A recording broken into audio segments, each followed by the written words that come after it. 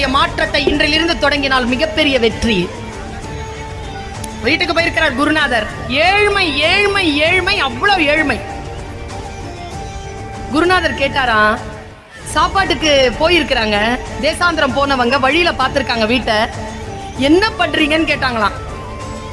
கவனமாக கேளுங்கள் பெற்றோர்கள், என்ன பண்றீங்கன்னு. நாங்க எதுவும் வேலை செய்யறது இல்லைங்க, எங்களுக்கு எதுவும் தெரியாது, ஒரு மாடு இருக்குங்க, அந்த மாடு பால் கொடுக்கும், அதை குடிப்போம், கொஞ்சம் சேர்த்து வைப்போம், கொஞ்சம் வெண்ணெயாக்குவோம், இருந்தா விற்போம், இல்லைன்னா நாங்களே சாப்பிட்ருவோம், இவ்வளவுதாங்க.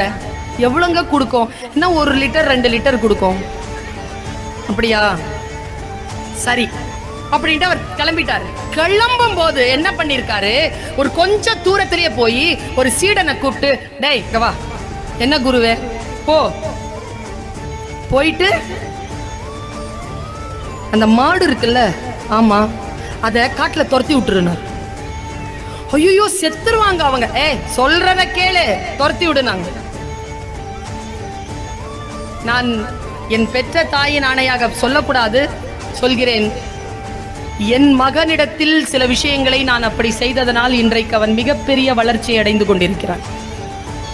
இந்த கதையின்படி நான் செய்தேன், என் வீட்டில் செய்தேன், நான் என்னை செய்து கொண்டிருக்கிறேன் என்பதற்காக உங்களிடத்தில் இதை பகிர்ந்து கொள்கிறேன்.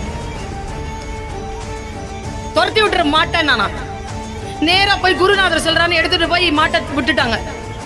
அவங்க தேசாந்திரம் போயிட்டு 4-5 வருஷம் கழிச்சு வந்திருக்காங்க. வழியில பார்த்தா அவன் சொன்னாராம், குருநாதர், அந்த வழியில நீ ஒரு மாட்டை துரத்தி விட்டல, அந்த வழிதான் இது, அங்க ஒரு வீடு இருக்கும், போய் என்ன ஆச்சுன்னு பார்த்துட்டு வாங்க. போய் பார்த்தா அங்க குடிசை இல்ல, மாட மாளிகைகள் கட்டப்பட்டிருக்கு, நிறைய வேலைக்காரங்க, நிறைய செல்வம். பயந்து ஓடி வந்துட்டாராம். சார், அது வேற வீடா இருக்கு சார், உள்ள பாரு யார் இருக்கான்னு. உள்ள போய் பார்த்தா அதே பெற்றோர்கள், அதே குழந்தைகள், கொஞ்சம் வளர்ந்த நிலையில் இருக்காங்க. என்ன ஆச்சுன்னு கேட்ட உடனே அந்த தந்தை சொன்னதுதான் இன்றைக்கு உங்களுக்கான செய்தி தோழமைகள். அந்த தந்தை சொன்னார், என்னிடத்தில் ஒரு மாடு இருந்தது, அந்த மாட்டை மட்டுமே நம்பிக்கொண்டு நாங்கள் பால் கறந்து குடித்துக் கொண்டிருந்தோம். ஒரு குருநாதர் வந்தார், அவர் போனதற்கு பிறகு மாடு காணாமல் போய்விட்டது, சாக முடியாது இல்லையா, அதனால் 5 பேரும் அவரவர்கள் திறமையில் உழைக்க தொடங்கினோம். இதோ இந்த 4 ஆண்டுகளுக்குள் இவ்வளவு பெரிய வெற்றியை நாங்கள் கண்டிருக்கிறோம் என்று சொன்னார். நாமும் நம்முடைய வாழ்க்கையில் ஒரு மாட்டை கட்டி வைத்திருக்கிறோம், கம்ஃபர்ட் ஜோன்ல இருக்கிறோம். அவுத்து விடுங்க அந்த மாட்டை. ஏன் இன்றைக்கும் உயராமல் அதே இடத்தில் இருக்கிறோம் என்றால், சில விஷயங்களை நாம் அவுட் ஆஃப் த பாக்ஸ் சிந்திக்கிறதே இல்ல.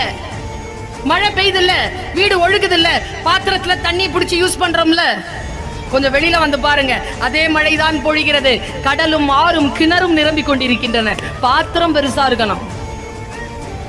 பாத்திரத்தை பெருசா வச்சுக்கிட்டோம்னா மழை எல்லோருக்கும் பெய்கிறது.